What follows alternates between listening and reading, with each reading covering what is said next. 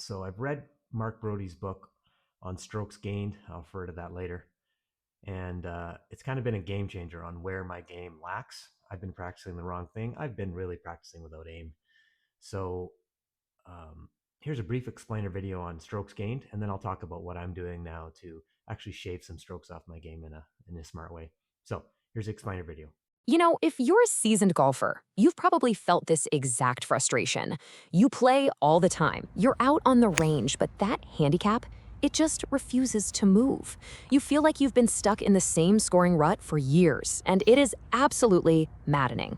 So let's ask the big question. If you're consistently shooting around 90 and you want to finally break 80, where are those 10 strokes going to come from? Is it more practice? A shiny new driver? What if I told you the answer is hidden somewhere else entirely?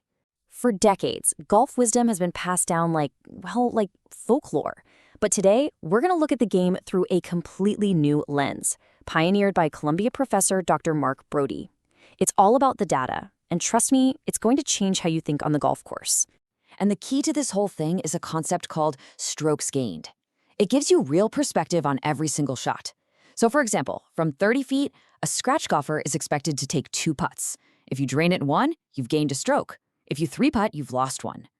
It's a really simple tool that shows you what actually matters for your score. Okay, so let's use this data-driven idea to go after the biggest, most pervasive myth in all of golf. You've heard it a million times, right? It's practically the first commandment of golf, the short game and putting. That's what separates the good from the great. It's all about what happens on and around the green. Well, the data tells a completely different story.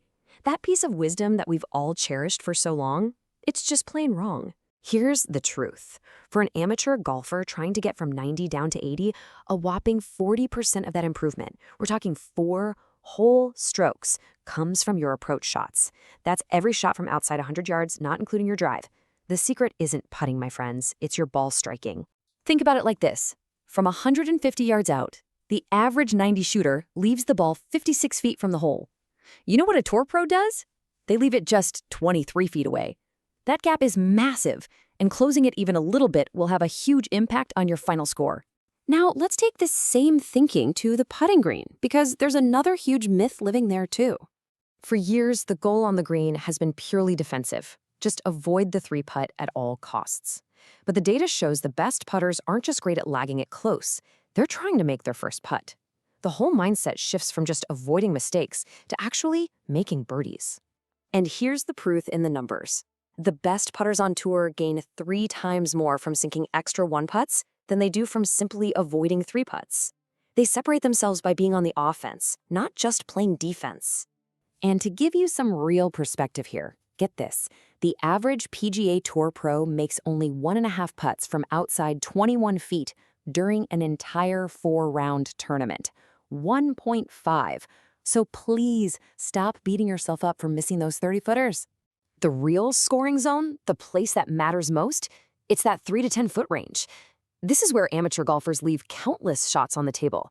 Improving your make percentage right here will drop your scores faster than pretty much anything else you can do on the green. So, how do we apply all these insights to our on-course strategy? Let's talk about that.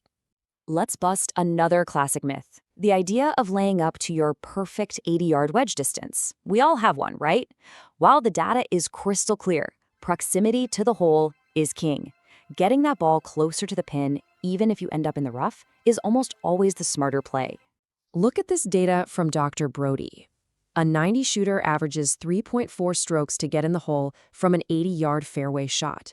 But from 30 yards out, even from the rough, only 3.1 strokes. You are statistically better off being 50 yards closer, even if you're in a worse lie. So what's the big takeaway for your next round? You've got to know your shot pattern. A typical amateur's dispersion from 150 yards is about as wide as a pro's from 250. And what does a pro do from 250 yards away?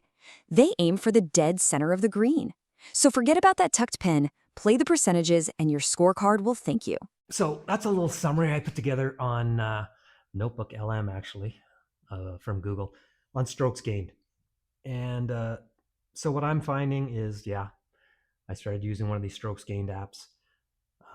Golf Metrics, actually, which is Mark Brody's app. And yeah, I found I'm losing most of my shots, approach shots. Whereas I go to the range, I'm practicing my driver constantly. So obviously, I got to change that. So here's how I plan to proceed now. Working on my, 150 yards and in, and 100 yards and in, on at the range, and also dialing in on my SkyTrack. Those yardages, those dispersions, get them down. And that's probably the low hanging fruit on my analysis. I'm also going to address my putting. And so I've joined the Phil Kenyon Putting Academy. So I'll update you on how that goes. So far, it's been awesome. And also decade.com I joined, which is Scott Fawcett, course management. Um, he talks all about strokes gained and playing smart and the mental game. So I think that's really a big part of my approach game and why it's so bad. So I will get into that as well as I go through that course. And tell me what you think about the strokes gained video, and also, what you're doing if you are analyzing your strokes gained, or what you're doing to improve as a kind of somewhat senior or older golfer. So thanks for watching.